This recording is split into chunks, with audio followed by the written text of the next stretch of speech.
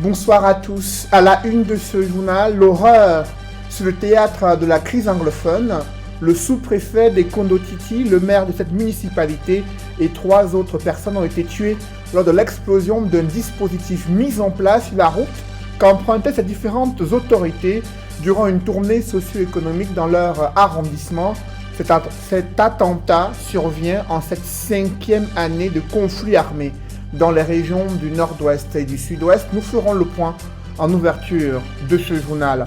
Et après une dizaine de jours de grève des enseignants ayant paralysé le système éducatif camerounais, le gouvernement reconnaît l'ampleur de leurs problèmes, mais ses promesses et ses engagements à résoudre ces problèmes n'ont pas convaincu le mouvement baptisé « On a trop supporté ».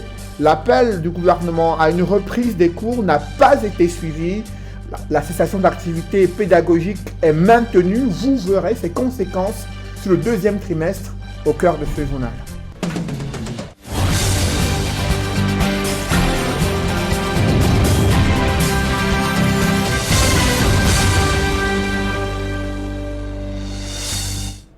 Merci de suivre cette édition complète de l'information sur Equinox Télévision.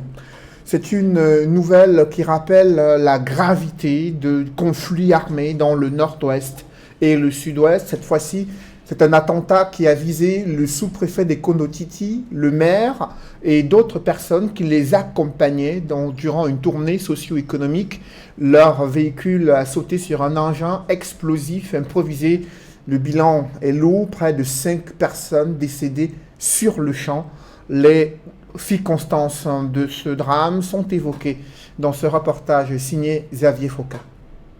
C'est l'horreur à Kondo-Titi, ce 2 mars 2022. Selon des informations relayées et confirmées par les autorités locales, le sous-préfet et le maire de cette localité située dans le département du Ndian au sud-ouest Cameroun ont perdu la vie dans une brutale attaque perpétrée par des sécessionnistes. Leur véhicule a sauté sur des engins explosifs improvisés alors qu'ils se trouvaient sur l'axe Kondo-Titi-Bekora. Les 2 personnalités effectuaient une visite socio-économique dans la localité en compagnie d'au moins 3 autres personnes, au rang desquelles un employé de bureau de la sous-préfecture. Tous auraient aussi perdu la vie dans cette attaque, excepté le chef du village Bekora, qui aurait été blessé et serait introuvable. Ces derniers mois, Kondo-Titi est le théâtre de diverses attaques ciblées. On a encore en mémoire les 6 délégués départementaux enlevés et dont on est toujours sans nouvelles, ou encore cette attaque du lycée bilingue de cette localité, attaque au cours de laquelle enseignants et élèves avaient été tués. Cette attaque à l'engin explosif improvisé n'est pas la première du genre et est depuis quelque temps le nouveau mode opératoire des sécessionnistes dans cette crise, devenu une véritable guerre qui, depuis son déclenchement, a déjà fait des milliers de déplacés internes et plusieurs centaines de morts parmi les populations civiles et les éléments des forces de défense et de sécurité camerounaises. Après une dizaine de jours de grève des enseignants, le Premier ministre a instruit le secrétaire général de ses services d'engager des concertations en vue d'examiner les préoccupations soulevées par le collectif des enseignants du secondaire. Dans un communiqué, le gouvernement s'est engagé à poursuivre avec les syndicats et les collectifs les travaux entamés afin de régler les problèmes clairement énoncés, suivant un ordre de priorité et de pouvoir trouver des rendez-vous visant à trouver des solutions pertinentes à ces problèmes qui ont été relevés dans le communiqué. Et le gouvernement a appelé les syndicats et les différents collectifs à reprendre les cours dans les différents campus scolaires. Seulement, cet appel du gouvernement et les assurances à trouver des solutions aux problèmes posés n'ont pas convaincu le mouvement baptisé « On a trop supporté ». Les enseignants membres de ce collectif disent n'avoir pas été conviés à cette rencontre et maintiennent leur mot d'ordre de grève jusqu'à ce que des actions concrètes soient faites par le gouvernement avec un échéancier précis et le règlement de leur dette sociale vis-à-vis du gouvernement. Pendant ce temps, cette grève impacte sur les différentes évaluations prévues pour ce deuxième trimestre important pour l'année scolaire des élèves au Cameroun. D'autres précisions dans ce reportage est signé Ulrich Ngonomala. Ils sont quasiment inarrêtables. Les enseignants du collectif On a trop supporté ne faiblissent pas. Ce matin, c'est au tour des enseignants du lycée bilingue de New Bell de revendiquer les meilleures conditions de travail. Nous revendiquons l'application intégrale et sans délai du statut particulier donc des enseignants qu'on nous paye normalement sans qu'on ait à débourser un 5 francs que ce soit. Il est anormal que dans un pays qui se veut émergent, ceux-là qui sont responsables de bâtir, de construire des citoyens honnêtes puissent être clochardisés. L'enseignant doit être respecté. À plusieurs kilomètres de là, le lycée de Nilong-Dokpassi est sous le joug de la craie morte.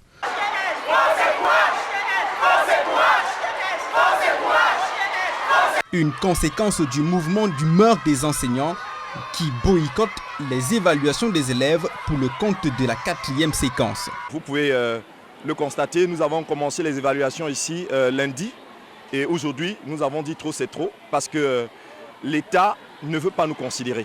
L'État, n'est-ce pas, a ses priorités et on a l'impression que les priorités de l'État c'est les loisirs. Construire les stades, honorer, n'est-ce pas, le sport, mais l'enseignant zéro. Trop, c'est trop. Le deuxième trimestre de l'année scolaire 2021-2022 tire à sa fin et l'on se rapproche rapidement vers les examens de fin d'année. Une étape décisive dans le système éducatif camerounais.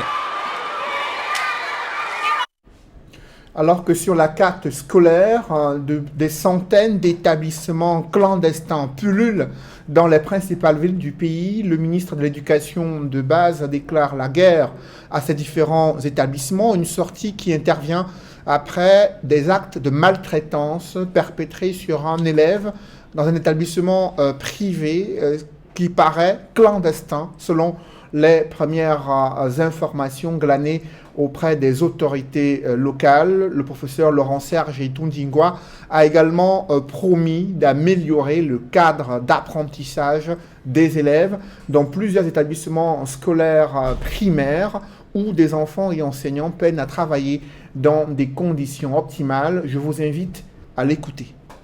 Où nous étions, il y a eu malheureusement cet incident qui nous a amenés à Douala pour transmettre véritablement le soutien du chef de l'État à ce garçon-là, ce jeune qui a eu tous ces problèmes-là. Je rappelle qu'il n'avait que 9 ans, il n'a que 9 ans. C'est inimaginable de voir ce qui s'est passé. Nous n'avons pas l'habitude de ça au Cameroun. Nos autorités prendront les mesures nécessaires avec ce que fait déjà la justice, parce que l'enseignant responsable de ce traumatisme, il est entre les mains de la justice, ainsi que le directeur de l'école. Les responsabilités seront établies. C'est le domaine du judiciaire. Nous verrons ce qu'ils décideront de là. En ce qui nous concerne, nous assurons l'encadrement nécessaire pour que l'enfant puisse être... Et puis l'environnement dans lequel l'enfant vit dans cette école, bon, parce qu'on ne peut pas dire que ce soit l'unique qui ait affaire à ce type d'incident. L'environnement physique de l'école montre que des incidents de cette nature peuvent se produire là-bas, parce que vous êtes d'accord avec moi que cet endroit-là n'est pas fait pour qu'on aille à l'école. Et de ce côté-là aussi, les enquêtes sont en cours, une décision sera prise et puis on donnera à la jeunesse ce qu'il faut pour qu'elle soit épanouie. Nous sommes tombés d'accord que la plupart des structures qui sont dangereuses sur le plan de leur construction, de leur situation pour les enfants, le gouverneur restera prendre les mesures nécessaires pour cela. Le mot d'ordre étant que toutes ces structures interdites, bannies, et qui sous une manière ou une autre, sous une façade ou une autre, ont trouvé également moyen de réouvrir toutes ces structures à la fin de l'année scolaire seront totalement fermées. Et le gouverneur a les moyens nécessaires pour faire respecter ces fermetures-là, parce que nous voulons que les enfants du Cameroun aillent à l'école dans un environnement sain. Les problèmes qui sont posés par les enseignants ne sont pas toujours les mêmes pour tous les secteurs d'enseignement. Mais même s'ils sont les mêmes, l'impact n'est pas toujours le même. En ce qui concerne le ministère de l'Éducation de base, pour l'instant, en dehors de la main tendue que nous pouvons faire au ministère des Finances, pour qu'on nous envoie de l'argent pour nos collaborateurs qui sont sans salaire, nous n'avons absolument rien aujourd'hui à nous reprocher. Nous connaissons le nombre. Nous connaissons ceux qui sont en train d'être intégrés et qui n'ont pas encore leur salaire. Nous connaissons ceux qui sont pris en charge en sol parce qu'on nous informe. Parlons à présent de ce litige foncier opposant la congrégation des Sœurs Servantes de Marie de Douala aux populations installées dans la zone de Yatika, à la sortie est de la capitale économique, accusées de vouloir exproprier ces populations d'une superficie de 5 hectares au quartier Yatika. La congrégation des Sœurs Servantes de Marie refute ces différentes allégations. Leur avocat a donné un point de presse au cours duquel il dénonce une cabale contre les sœurs catholiques organisée par cette collectivité. Ces avocats affirment que le titre foncier appartenant à la congrégation religieuse a été attribué après un morcellement d'un autre titre foncier appartenant à cette collectivité Yatika. Et ceci, c'était en 1998. Elles ont déboursé 15 millions de francs CFA pour obtenir cet espace. Certes, le titre foncier en question avait été annulé par arrêté du ministre des Domaines, du Cadastre et des Affaires foncières, mais celui-ci est revenu sur sa décision afin de diligenter des enquêtes pour voir clair dans ce litige qui oppose les sœurs catholiques aux populations installées sur l'espace Kerélé. Je vous invite à présent à suivre une attitude de l'avocat des Sœurs Servantes de Marie à Douala, qui fait le point sur les mesures prises jusqu'ici afin de faire la lumière sur ce litige foncier. Le titre foncier a été établi par la collectivité qui a délivré une demande de morcellement et qui a signé les procès-verbaux de bornage. Et c'est cette collectivité qui est venue remettre contre le reste d'argent, le titre foncier. Sur le plan juridique, le ministre a été induit en erreur. Pourquoi? Il a été induit en erreur parce que nous sommes en matière administrative. La matière administrative est une matière particulière. Il y a des délais qui priment. Vous ne pouvez pas attaquer un acte administratif plus de 3 mois après votre mise au courant de cette décision. Le titre foncier est un acte administratif. Ce monsieur avait 3 mois à compter de 1997 pour exercer cette voie de recours. Mais il se réveille 23 ans après pour le faire. Nous nous sommes déplacés physiquement pour aller rencontrer ce même ministre. Après lui avoir expliqué exactement ce qu'il y a dans ce dossier, il a sursauté et il a immédiatement ordonner la suspension de son propre arrêté. C'est-à-dire que le ministre se dédie immédiatement. Sur l'axe Ebebda-Kalon, la construction de la route appelle au développement des localités environnantes. Le directeur général des travaux d'infrastructure a réceptionné un tronçon de 63 km. Seulement, le bitumage de cet axe principal est loin de satisfaire les attentes des municipalités. Le chef de l'exécutif à Monatélé a plaidé pour le désenclavement du grand bassin de production agricole que représente le département de la Leki. Reportage Emmanuel Diop et Marcelin Gansop. Traversée par la nationale numéro 4, Monatélé fait partie des communes dont la voirie, qui était fortement dégradée, a été refaite sur pas moins de 5 km. On peut maintenant aller d'un bout à l'autre visiter la Sanaga qui est à 200 mètres plus bas sans qu'on ait besoin d'être dans le cassis. Nous constatons depuis un bout, depuis que le projet a été réalisé, que Monatélé connaît des visites très très régulières, des gens qui viennent, qui apprécient la voirie et qui veulent venir s'installer. Mais comme qui dit merci, nous en redemandons parce que nous avons comme un goût d'inachevé, parce que les travaux se sont arrêtés à 200 mètres du rond-point central. Et ça, c'est au boulevard Paul Biya. On ne peut pas tomber dans des cassis pour revenir prendre un boulevard. On aurait souhaité que cette boucle-là soit faite comme ça, qu'on vienne à partir de Yaoundé jusque dans la Sanaga, le quartier administratif, sur une belle route. Le maire de Monatélé va plus loin en plaidant pour le désenclavement du grand bassin de production agricole qu'est le département de la Léki. J'en profite pour demander la route Monatélé Voidoula, Okola, Nkolbison par Yaoundé, parce que la Léki, c'est un grand bassin de production. En aménageant cette route-là, ça va permettre l'évacuation de nuit comme de jour de produits dont Yaoundé a besoin pour entretenir les populations. En attendant que ce cri de cœur parvienne à son destinataire, ça roule comme sur du velours entre Ebebda et Kalon. Les travaux sont quasiment achevés et font ici l'objet d'une réception partielle. Et pour cause. La réception partielle, c'est à cause de l'échangeur d'Oubala et de l'aire de repos. Pour l'échangeur d'Oubala, l'épreuve de chargement de pont, elle est prévue pour cette semaine. Et il faut aussi produire le rapport qui résulte de l'épreuve de chargement.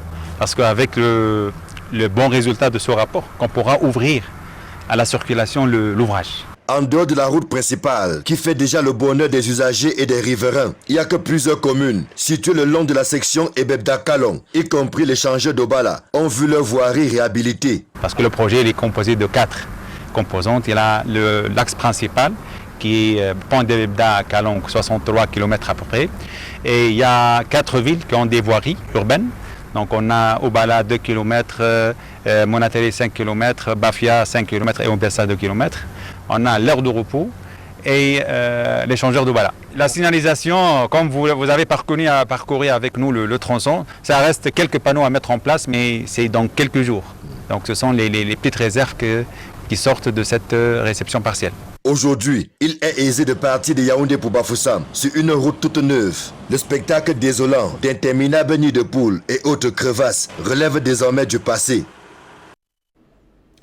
En l'absence d'infrastructures routières fiables, le Cameroun et le Congo misent sur le chemin de fer pour booster l'intégration sous-régionale.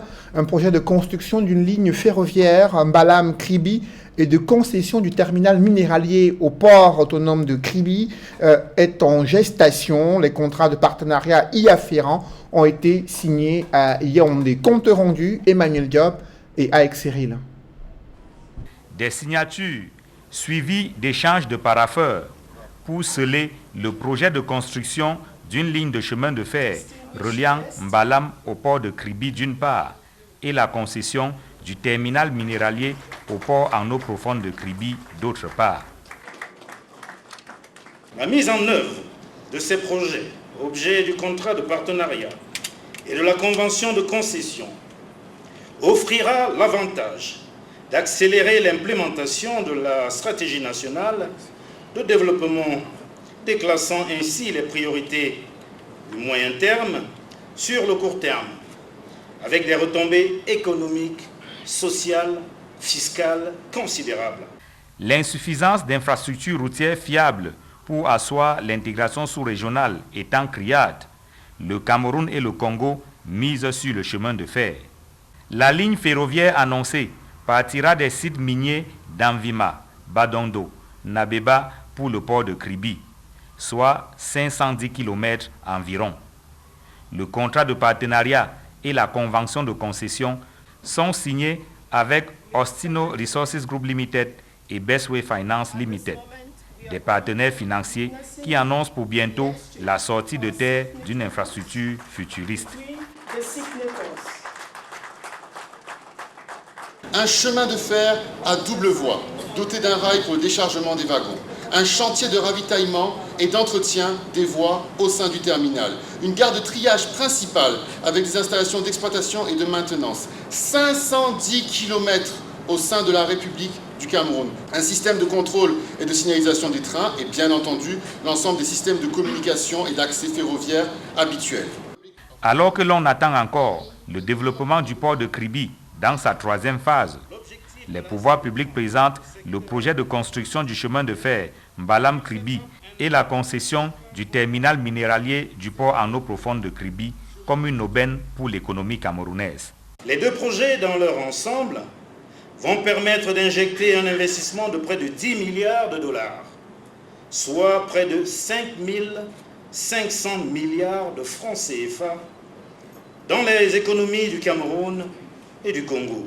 Ils permettront non seulement de relier le Cameroun au Congo en désenclavant les zones traversées et en créant des dizaines de milliers d'emplois pendant la construction et l'exploitation, mais également ils permettront à l'État du Cameroun de bénéficier des retombées fiscales considérables. Selon le ministre des Transports, le projet de chemin de fer Mbalam-Kribi rentre dans le cadre de la mise en œuvre de la stratégie nationale de développement du Cameroun, SND 30, dont l'objectif est de construire 1500 km supplémentaires de chemin de fer à l'horizon 2030. Tollé de réaction après la mise en garde du préfet du Mungo à l'endroit du maire de Loum. Le député SDF Jean-Michel Nitieux dénonce un zèle inadmissible dans un pays qui se veut respectueux des droits de l'homme. Cela relève, dit-il, d'un acharnement contre un maire citoyen dont le seul tort est de s'être exprimé sur le mal-être de ces populations et l'exaspération des Camerounais concernant des coupures intempestives et permanentes d'énergie électrique qui créent des dégâts incommensurables.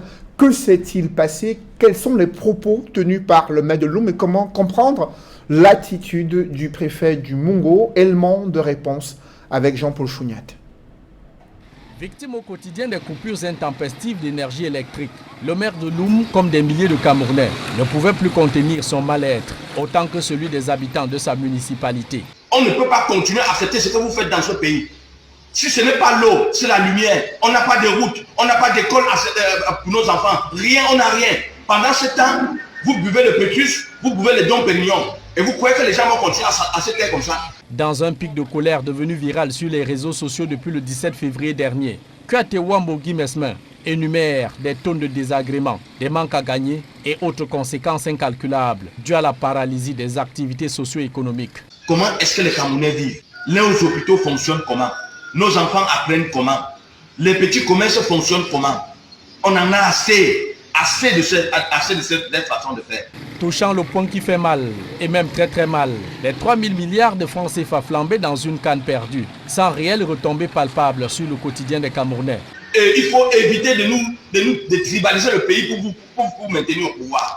Cette lumière, quand ça s'éteint, au sud c'est la même chose, à l'est c'est la même chose. Tout le monde vit le martyr, le commissaire vit le martyr, le commandant vit la même chose, le procureur vit la même chose. Donc, chers dirigeants, avant de vous en prendre aux autres, regardez bien ce que vit notre pays. Le maire Kouyaté Wambo fait sortir de ses gonds le préfet du Mungo. Dans une correspondance du 23 février 2022, Nzana Yves Bertrand Noël lui colle des chefs d'accusation qui pourraient lui valoir la condamnation à vie, évoquant ici la loi de 2014 portant répression des actes de terrorisme pour rébellion, invective aux autorités de la République et propagation de fausses nouvelles sur les coupures d'énergie. Désormais sous le coup d'une procédure disciplinaire, écrit le préfet du Mungo dans sa mise en garde. Le député SDF Jean-Michel Nitieux qualifie de dérive liberticide visant à faire taire le maire de Loum et par ailleurs son camarade de parti. Le parlementaire SDF demande à Nzana Yves Bertrand Noël de cesser de transformer le Mungo en département d'intimidation, d'acharnement et d'entrave à la liberté d'expression, inscrite pourtant dans la Déclaration universelle des droits de l'homme et la Constitution du Cameroun. Aussi, Jean-Michel Nitieux rappelle au préfet du Mungo que le maire, comme tout autre citoyen, a le droit de dire et penser ce qu'il veut dans le strict respect des valeurs de la République. Pour ces agissements du préfet en totale contradiction avec l'état de droit, mentionne Jean-Michel Nitieux.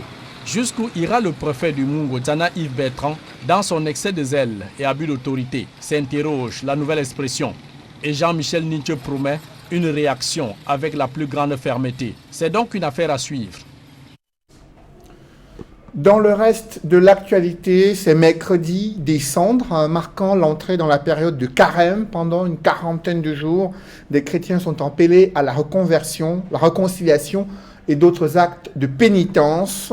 Une occasion pour le pape François d'appeler les chrétiens à prier pour la paix en Ukraine et dans le reste du monde. Comment les chrétiens camerounais résidant à Douala sont-ils entrés dans cette période de carême durant cette journée consacré au mercredi des cendres? Réponse avec Dallas Tiana et Roméo Ngoula.